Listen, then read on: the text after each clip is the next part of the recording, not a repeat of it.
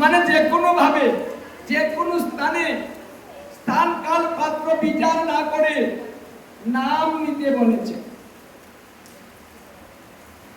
এবারের সুযোগ, এমনকি অপবিত্র জায়গা টয়লেট সেখানে বসেও হরিনাম করা যাবে, এটাও মহাপ্রভু বলেছেন। এটার কোনো বিচার নেই, মানে সব সমনিবেন। যদি টয়লেটে গিয়ে কারো মৃত্যু হয় আর সেই ব্যক্তি যদি হরিনাম নিতে থাকে আর তার মৃত্যু হয়ে যায়, টয়লেট থেকে আবার ভগবত ধাম প্রাপ্ত হয়। এই সুযোগ এবারের জন্য, অন্য যুগের জন্য নয়।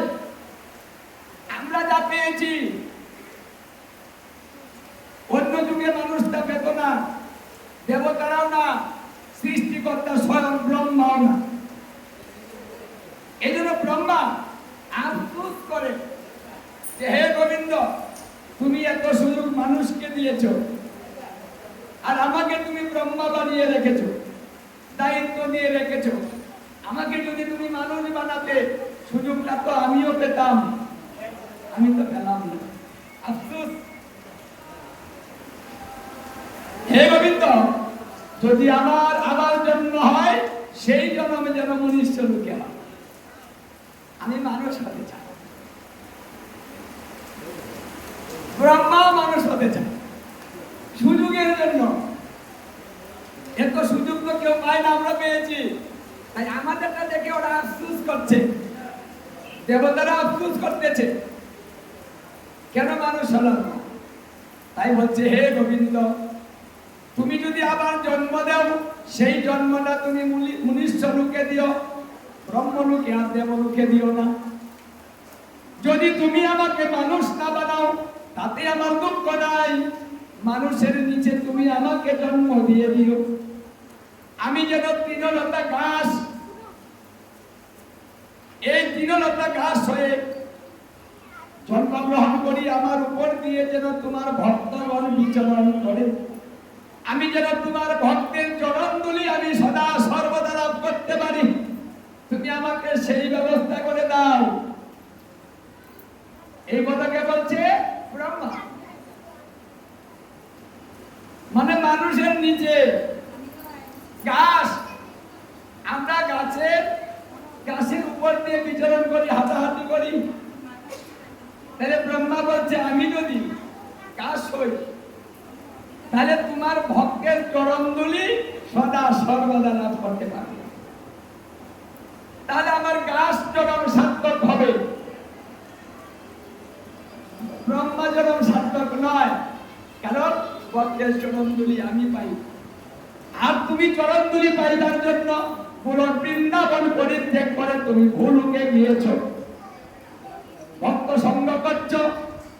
আবার বলেছ দেহি বড় বল্লভ মুদারম, আমি আমার ভক্তের চরণধুলি মস্তকে ধারণ করি। তুমি ভক্তের চরণধুলি মস্তকে ধারণ করো, অথচ আমি ব্রহ্মা পাই, আমাকে সুযোগ দাও না। তাহলে তুমি কাকে বেশি ভালোবাসো? যদি মানুষকে বেশি ভালো না বাসবে, তাহলে এই সুযোগটা তুমি মানুষকে দিয়েছো আর কাউকে তো দাওনি।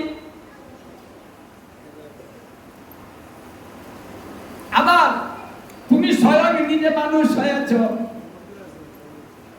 তুমি বারবার মত্ত রোগে গিয়ে লীলা বিলাস করো। তুমি তো এখানেই বেশি ভালোবাসো সবাইকে। তুমি যে ভূমিতে বিচরণ করেছ, সেই ভূমি সার্থক হয়ে গিয়েছে, আর সেই ভূমিতে মানুষগুলা জন্মগ্রহণ করেছে। তোমার স্পর্শ পাচ্ছে, অথচ আমি পাচ্ছি। তাহলে আমাদের জন্মটা কত ভালো? তাহলে কি দেবতা হওয়াটা ভালো ছিল না মানুষ হওয়াটাই ভালো হয়েছে? ওদের হাজার হাজার বছর পরমায়ু, আর আমাদের মাত্র 100 বছর পরমায়ু। অথচ আমরা গোবিন্দ দর্শন করতে পারবো, তার লীলায় অংশগ্রহণ করতে পারবো, মানে আমাদের যা মন যা তাই করতে পারবো। আমার ভজনের উপরে নির্ভর করছে আমি কি পাবো। ভজনে পাবিবে যাহা, সিদ্ধ দেহে পাবে তাহা, পক্কা পক্ক করিয়া বিচার। বলছে ভজনে যা ভাববে তাই তুমি পাবে। এই জন্য ভজন তত্ত্ব শিখুন, ভাবের ঘরে ঢুকবেন, ভাব তত্ত্ব শিখুন। ভাব তত্ত্ব শিক্ষা দেওয়ার জন্য শ্রীকৃষ্ণ তিনটা ভাঙ্গা দিয়েছেন। জীবকে কিছু তত্ত্ব শিখাবেন বিদায় তিনি তিনটা ভাঙ্গা দিয়ে দাঁড়িয়ে বেণুবাদন করেছেন। এখানে কৃষ্ণ আছে না গো? ওই কটা ভাঙ্গা দিয়েছে? ত্রিভঙ্গ। ভঙ্গিম রূপং বেদরন্দে করাঞ্চিতম, গোপীমণ্ডল মধ্যস্থং সুবিতং শ্রীনন্দনন্দনম। তিনটা ভাঙ্গা দিয়ে দাঁড়িয়েছে। তিনটা ভাঙ্গার তিনটা নাম ধরেছে। প্রথম ভাঙ্গায় ভাব তত্ত্ব শিখাচ্ছেন, তাই প্রথম ভাঙ্গার নাম হচ্ছে ভাব। দ্বিতীয় ভাঙ্গার নাম হচ্ছে কান্তি, তৃতীয় ভাঙ্গার নাম হচ্ছে বিলাস। তাহলে ভাব, কান্তি, বিলাস, এই তিনটা ভাঙ্গার তিনটা নাম। এই প্রথম তত্ত্বটা হচ্ছে ভাব। হে জীব, তোমরা ভাবুক হয়ে যাও, ভাবের করে ডুবো। ওই ভাবের করে তোমরা আমাকে দর্শন করতে পারবে। আমার কান্তিরূপ দর্শন, যুগলমূর্তি দর্শন ভাবের করে হবে। ভাবিতে থাকো, ভাবুক হও।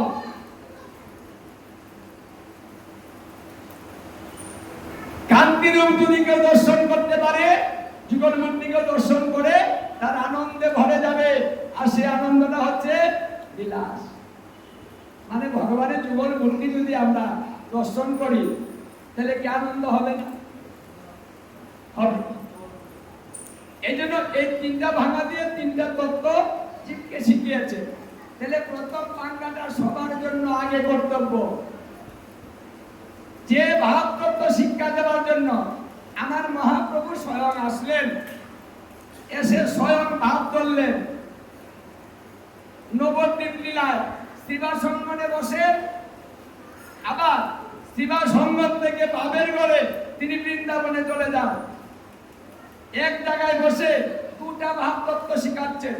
বৃন্দাবন নবদ্বীপ সমদুয় পুরী, তাহাতে বিরাজ করে কিশোর কিশোরী। মানে এই ভাব তত্ত্বটা আমাদেরকে শিখতে হবে। আমরা যখন ভজন করব, প্রথম শুরু করব, নবদ্বীপে থাকবো, তখন আমাদের স্বরূপটা হবে পুরুষ। নারী পুরুষ সবাই এক পুরুষ, আলাদা নেই। পুরুষ থেকে ভজন শুরু হবে, নারীতে ভজন শেষ হবে। আমরা যখন নবদ্বীপ থেকে বৃন্দাবনে যাব, তখন আমরা সবাই নারী হয়ে যাব, এখানে পুরুষ নাই। এই ভাবতত্ত্ব মহাপ্রভু শিখালেন। সদা সর্বদা প্রতিদিন তুমি বৃন্দাবনে থাকো, বাহিরে যায় না। এখন প্রতিদিন বৃন্দাবনে যাওয়া যাবে? পাসপোর্ট, ভিসা এগুলা কি সবসময় পাওয়া যাবে? যাবে না। তারপরে সবার তো টাকাও থাকবে না, যেতে পারবে না। তাহলে প্রতিদিন বৃন্দাবনে কি করে থাকবো? এই জন্য মহাপ্রভু তত্ত্ব শিখালেন, তুমি আমার ভাব শিখো, প্রতিদিন বৃন্দাবনে থাকতে পারবে, পাসপোর্ট ভিসার প্রয়োজন নাই। মানে টাকা থাকলে ওই বৃন্দাবন যেতে পারে, ঘুরে আসতে পারেন, দর্শন করতে পারবেন না যদি আপনি ভাব তত্ত্ব না শিখেন। বৃন্দাবনে গেলাম, কত কিছু দেখলাম, না গো কি সুন্দর, মানে সুন্দর সুন্দর জিনিস দেখে চলে এলাম, কিন্তু বৃন্দাবনের কিন্তু মাহাত্ম্য আমি বুঝলাম না। বৃন্দাবন দর্শন করার চক্ষু অর্জন করে বৃন্দাবনে যেতে হয়। দর্শন করতে যদি চান, ভজন যদি করতে চান, তাহলে আমার মহাপ্রভুর ভাবতত্ত্ব শিখুন। এখান থেকে বসে বৃন্দাবন দর্শন করতে পারবেন। আমার মহাপ্রভু তো জানেন পৃথিবী এমন একদিন হবে যে বন্ধ হয়ে যাবে, কেউ কোথাও যেতে পারবে না। তাহলে বৃন্দাবনে যাবে কি করে? তাহলে সহজ তত্ত্ব, আমরা যদি ভাবের ঘরে ডুবে যাই তাহলে ভাবের ঘরে বৃন্দাবন পেয়ে যাই। কোনটা সহজ? মানে মহাপ্রভু যা শিখালেন ওটা সহজ নাকি? সহজ না কঠিন? সহজ। এটা আমাদের জন্য ব্যবস্থা করে দিলেন। এই জন্য কলিকালের ভজন অন্য যুগের চাইতে কলিকালের ভজন শ্রেষ্ঠ। এমন সরল সহজ সুন্দর ভাষা, সরল সুন্দর অক্ষর দিয়ে নাম ভজন। কারণ নামের মধ্যে বেকা অক্ষর নেই, যুক্ত অক্ষর নেই। হ্যাঁ, গুট গুট হরে কৃষ্ণ মানে বোঝার কোনো সমস্যা নেই। অন্য যুগের মন্ত্রগুলা একটু সমস্যা ছিল পূজা, কিন্তু কলি যুগের মন্ত্র পূজার সমস্যা নেই, যে কেউ বুঝতে পারে। হরে কৃষ্ণ কৃষ্ণ কৃষ্ণ হরে হরে, হরে রাম রাম রাম হরে হরে। লেখাটা কত সুন্দর না? ওই যে দেখা যায় বেদান আছে, আজ থাকতো ওম হিং ওম রং হিরং, মানে হে হিরিং হিং, এই যে শব্দগুলা শ্রীং হিং এক হ্রিং, এই যে হ্রিং হ্রিং শব্দটা উচ্চারণ কিন্তু সবাই করতে পারবেন না। চেষ্টা করে দেখেন, হিং হিং হিং হিং হিং হবে, হ্রিং আসতে চায় না। তাহলে এই কঠিন শব্দ দিয়ে যদি কলির ভজন হতো তাহলে সবাই কি করতে পারতো? পারত না। ভগবান চিন্তা করে দেখলেন এমন একটা সহজ করে দিব যাতে সবাই, উনি আমাদেরকে নিয়ে চিন্তা করছেন, আমাদের মঙ্গলের জন্য কি দরকার, আমরা কি পারবো, দারুণ ক্ষমতা কতটুকু আছে আমাদের, পূজার মতো শক্তি আছে কতটুকু, ততটুকু দিয়ে একটা ধর্ম করতে হবে। এর বাহিরে কিছু দিব না। এই জন্য বাহিরে দেন নাই, ভিতরে দিলেন। ঘরের ভিতরে ধর্ম, এটা নিয়ম মাস। সর্বতীর্থের গঙ্গা স্নান ঘরের ভিতরে হবে। মা যশোমতীকে গোপাল বলেছিলেন যে ও মা, যদি ব্রহ্ম মুহূর্তে তোমার মতো কেউ স্নান করে তাহলে তার সর্বতীর্থের গঙ্গা স্নান তার গৃহেই হয়ে যাবে, কোথাও যেতে হবে না। স্নান করেন না করে তারা, এই কথা আছে বাড়ি কেন কি কথায় মাতালে মন, দম দিবে দর্শন, নামে মজিলে মন, কৃষ্ণ দিবে দর্শন। এই জন্য অন্যদিকে মজাবেন না, মনটা নামের মধ্যে রাখুন, না হলে পূজা ভজনটা উল্টা হয়ে যাবে। মানে হচ্ছে গৌর হরিবল দিলেন সস্তা, কিন্তু দিতে পারলেন না সস্তা। কি বলছিলাম গো? গঙ্গা স্নান। আচ্ছা, প্রতিদিন স্নান কে কে করেন হাত তোলেন তো। মানে প্রতিদিন এই ব্রহ্ম মুহূর্তে স্নান কে কে করেন? বাবারা সরকার কমকে এত সুন্দর সুযোগ, সর্বতীর্থের গঙ্গা স্নান, এটাও করতে পারছেন না কেন? কারণ অন্যগত প্রাণ, আলস্য দেহ মায়ায় উঠতে দেয় না। শেষ রাতে মায়ায় আরাম প্রিয় ঘুম দেয়, সারা রাত ঘুম হয় না। শেষ রাতে আয় রে ঘুম, পাতলা কম্বল একটু গায়ে দিয়া দে, হ্যাঁ উঠো রাত চাইছে স্নান করি গিয়া তুই গিয়া করে আমার কম্বল না, হ্যাঁ কয় না গো মায়েরা বাবারা কয় না এগুলা, মায়ের আসতে বাবারা একটু এসে বেশি করে। এই জন্য ভাগবত বলছে হে নারী জাত তোমরা ধন্য। এবার কলিকালের নারীদেরকে ধন্য বলা হয়েছে। দেখুন মায়েরা, কিছু বললে খালি করে কি যত ভালো গাছে যত ঘুষ, খালি মায়েরা রে কয় বাবারা রে কিছুই কয়। আসলে তা না, মায়েদের সুযোগ বেশি। আবার এই জন্য কথাটা মায়েদেরকে বেশি বলি। বাবারা সুযোগ কম পেয়েছে, একাদশী কে বেশি করে গো? বাবারা করে না মায়েরা করে? মায়েরা করে। এই রাত্র জাগরণ মায়েরা করে, গীতা ভাগবত কীর্তন শ্রবণ মায়েরা করে, প্রভাতে উঠে স্নান 5 বার সেবা দেওয়ার নিয়ম ধারণ করা কারা করে? মায়েরা করে। তাহলে আমাদের সব সুযোগ তো মায়েদেরকে দিয়েছে। এই জন্য ভাগবতে এই সিদ্ধান্ত দিয়েছে, হে কলিকাল তুমিও ধন্য, হে নারীজাত তুমিও ধন্য। সবাই ধন্য। তবে শুনেন, মায়ে যদি বেশি ধর্ম করে তাহলে বাবার আর মঙ্গল। ভাগবত বলছে মায়া যদি ধর্ম করে তাহলে সেটা স্বামীর উপরে এসে পড়ে যায়। এই যে তাদের ভাগটা আপনি পাবেন। আবার নারী যদি পাপ করে, পাপটাও স্বামীর গাঢ় করে।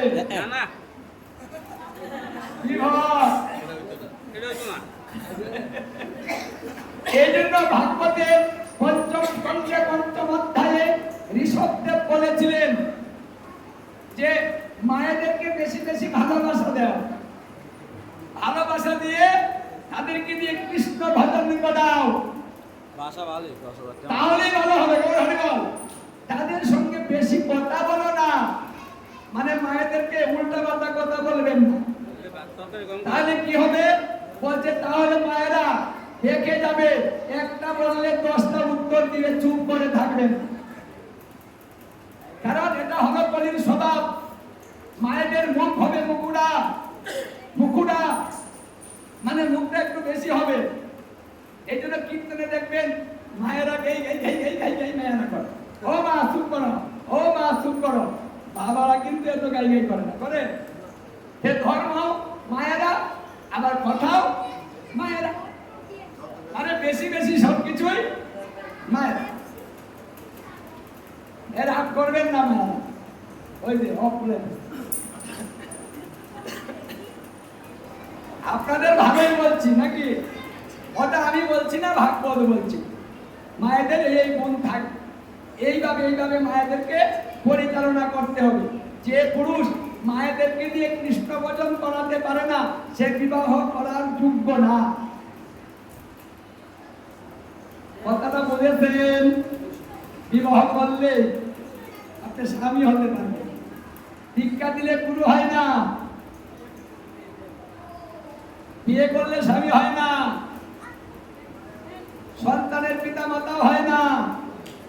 এই কথাটা ঋষভদেব বলছেন। আগে তত্ত্ব জানতে হবে পৃথিবীতে আপন কে। আপন যদি আপনি খুঁজে বেড়ান তাহলে কাকে আপনি আপন বলে পড়বেন? এই কথাটা ঋষভদেব জিজ্ঞাসা করেছিল তার পুত্রদেরকে। ঋষভদেবের পুত্র ছিল 100 জন। 100 জন পুত্রকে বসালো, বসিয়ে বলছে, হে পুত্রগণ, পিতার কর্তব্য সন্তানকে জ্ঞান দেওয়া।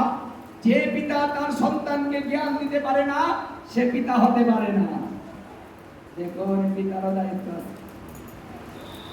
তাই আমি তোমাদের কিছু কথা বলবো, কিছু জ্ঞানের কথা বলি, তোমরা শুনো। আগে জানো আপন কে? ছেলেরা বলছে বাবা তুমি, আর মা, তোমরা দুইজন খুব আপন। তারপরে অন্যেরা, বাবা বলতেছে হয়নি, আমরা আপন না, ভেবে চিনতে বলো। ছেলেরা খুঁজে আর পাইল না কে আপন, ভগবান না। ও বাবা, তুমি সারা মা সারা আর আপন আমরা দেখি, দেখো না। তাহলে আমাকে বলে দিতে হবে। তখন এক কথায় উত্তর দিলেন, হে পুত্রগণ শুনো, পৃথিবীতে সেই হয় আপন যে জন্ম মৃত্যু নিবারণের উপদেশ প্রদান করে, তিনি হবেন আপন, আর সবাই হবে পর। মানে তিনি আমার জন্ম মৃত্যু নিবারণের উপদেশ প্রদান করবেন, সেই শিক্ষায় যিনি আমাকে শিক্ষিত করবেন, সেই উপদেশ যিনি আমাকে দিবেন, তিনি হলেন আপন। এই ক্ষেত্রে যদি গুরুদেব মন্ত্র দিয়ে উপদেশ না দেয়, তাহলে বলছে মন্ত্রদাতার মহৎ গুরু।